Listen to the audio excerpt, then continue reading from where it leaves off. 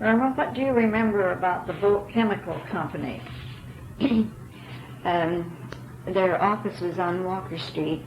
I remember after Edna Flapp graduated, she worked in the office for a number of years. And my folks' home was on the corner of First and Locust.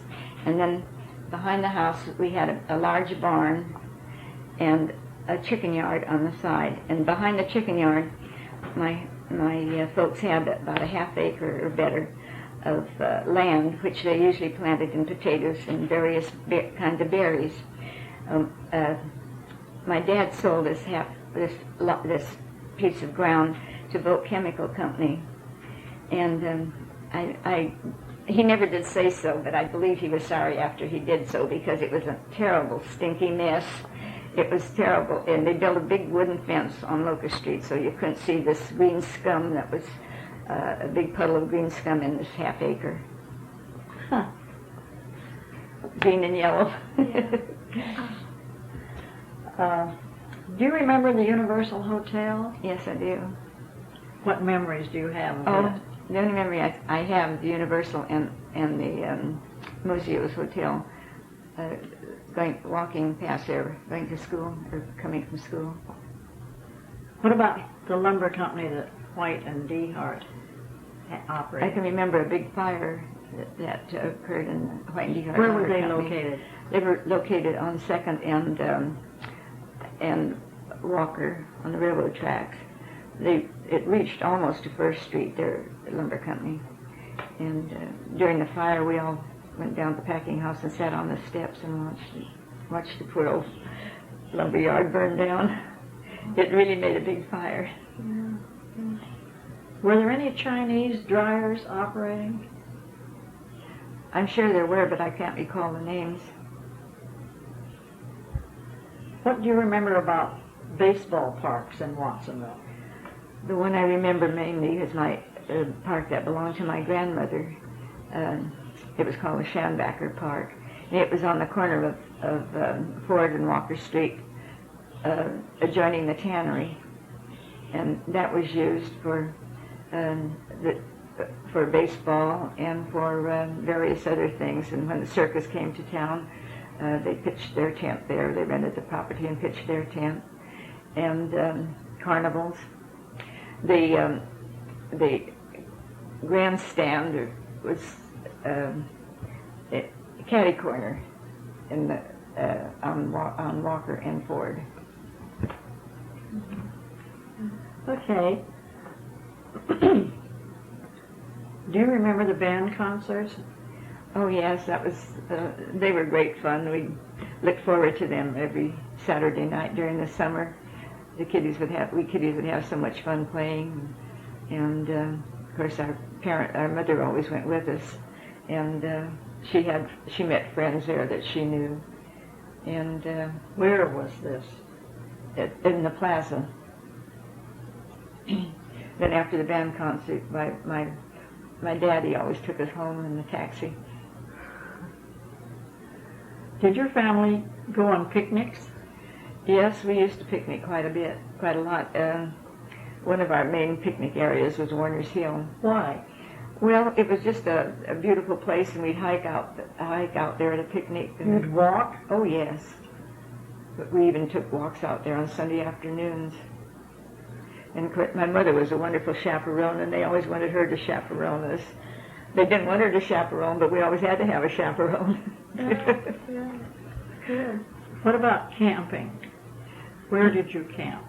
Well, Tassaharrow was our main place that we camped practically every year, but we also camped at Hines Timber, H-I-H-N-S, Hines Timber, up in the top of Eureka Canyon.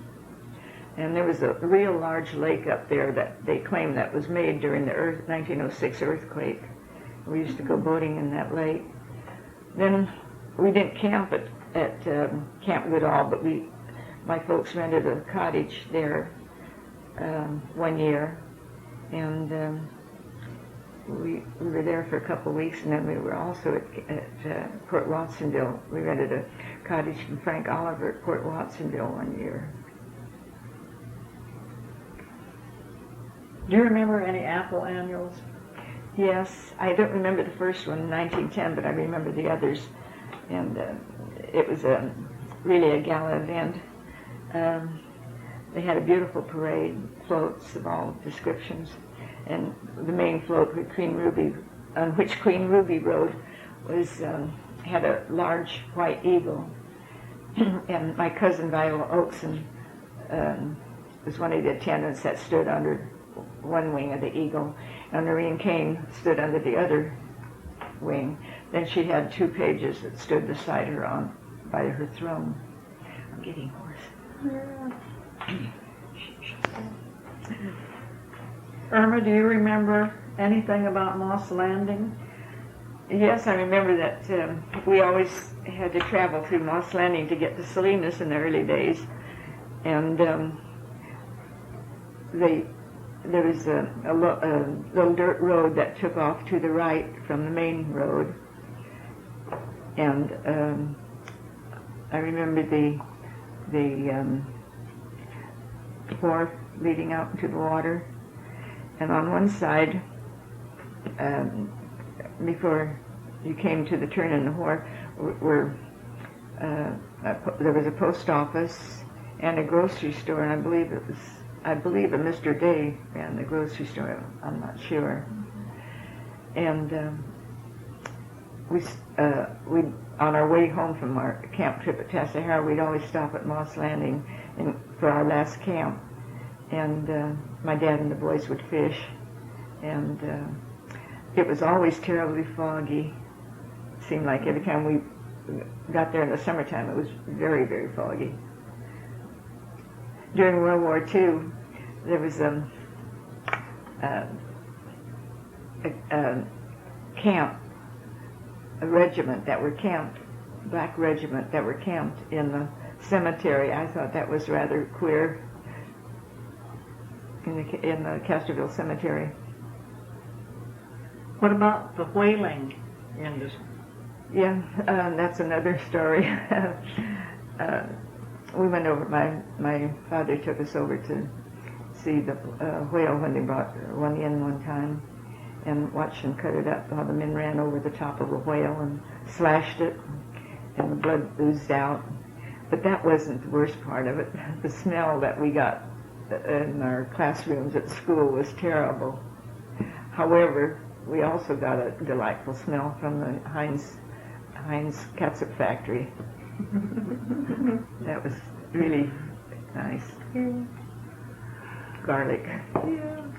What do you know about the YMCA in Watsonville? I thought the YMCA old building was a rather unique building. When I was a youngster, when I was quite small, I presume about 8 years old, they had a girls' day, and all the girls could swim there in the pool, and that's where I first learned to swim, but I don't remember who my instructor was. Where was the Y located? It was located on Main Street, across from the Jessen Apartments. What can you tell me about World War I? Not too much. I remember my mother taking me down to the Watsonville Depot, and there was a trophy train there, and I had my little camera, and I took a couple pictures. One of them was one of the soldier boys, and the other picture was a picture of a tank that they had on the trophy train. Were any of your family in World War I? No.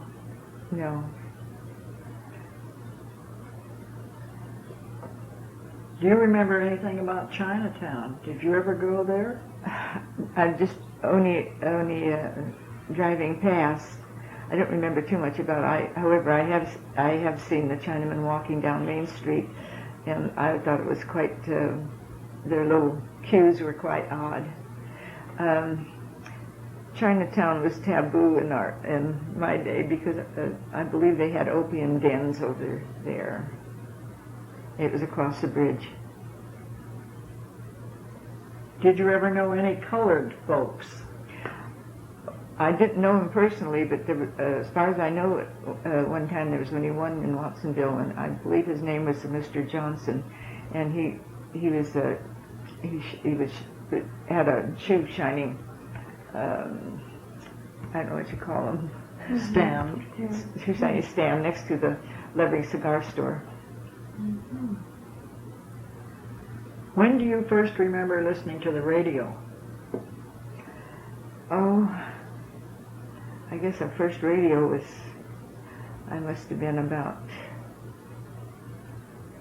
20, 18, 19 or 20. And it was it had a big round speaker, and I think it was Natwater Kent, if I remember right. Can you tell me anything about Prohibition? Did that affect your family in any way? No, I can't. I'm sorry, I can't tell you much about that. Was there liquor in your parents' home? No. The only time there was liquor in my parents' home was when my dad went to an Osbella meeting, and they had beer and a sandwich for their refreshments, and he would bring a small bottle of beer and a cheese sandwich home to treat my mother. Of course, being German, why she did drink the beer. What about your grandparents? Did they have beer in there? I can't recall that they had beer. I think they had wine. You mentioned a while back that you became engaged after you'd worked a short time. Who did you become engaged to? At that time, I fell madly in love with my first husband, and I think that the feeling was mutual. It was love at first sight. His name was Creston Aldridge. Creston? Creston Aldridge. Was he about your age? A little older. Did you know him at school? No, I met him through a mutual friend. Where was he from? He was born and raised in Browns Valley Canyon. Tell me a little bit about his family or his life there before you married him. Were they farmers? Yes, his father was a farmer, and of course his mother was busy like the rest of the mothers raising her family. There were 5 children. What were some of their names, your in-laws? Creston was the oldest. Then there was Spellman and Annabelle, Margie, Franklin. That's 5. When were you married to him? I was married in January the 14th, 1925. Where did you live? We rented a little house on in the court on 2nd Street. It's called Woods Court, and that was our first home. What kind of work did he do? He was a mechanic. For I can't recall the name of the garage that he was working for at that time. Century it might have been. Did you continue working? No.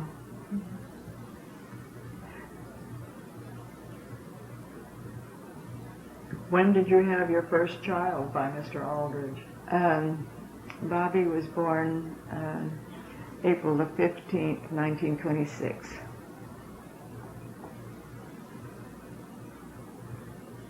At home? Yes. He was born in Casterly District, a little four-room, 5-room house. You had moved from... Oh, yeah, we had moved, In the meantime, we had moved out in the country. And he was born in Casterly District at home. And Dr. Kepke was a doctor. Mm-hmm. By the way, Dr. P.K. Waters was a doctor for all of my mother's children, my brothers and myself. Mm-hmm. Were they born at home? Yes, definitely. Was there a hospital in Watsonville? Not that I remember. There was when Bobby was born, but not when I was a youngster, as far as I know. Would this be Dr. Waters' hospital that you remember the best? Yes. Was there another hospital? Yes. I don't know whether very many people remember it or not, but there was another hospital. It was approximately, about 19 18 or 19. It was located at the on East Lake Avenue, right opposite the church that I mentioned a little while ago. Westlake and Westlake Avenue, I'm sorry. And Rodriguez. Yeah. Is that right? Mhm. Yeah. I forgot to ask you about your uncle Julius Schanbacher. What did he do? Excuse me. He was an electrician, and he ran an electric shop. Had a store on Main Street. Did he have children? Yes, he had 2 children. George was the oldest, and Olive was a girl. Now back to your first baby. Was it easy for you to take care of children? Had you had any training? No, but it was easy. It just came naturally. I love children anyway. I think I inherited that from my mother and dad. They were both very, very fond of children. Can you tell me a little bit about your first marriage and life? Well, Did you unfortunately, pardon? That's right. Tell me. Unfortunately, my first marriage ended very sadly. After 3.5 years, my husband was killed in an automobile accident. Were you with him? No, I was in San Francisco with my mother in the hospital. She was hospitalized and wasn't expected to live. Was anyone else involved in the accident? Yes, but he wasn't hurt very badly. It's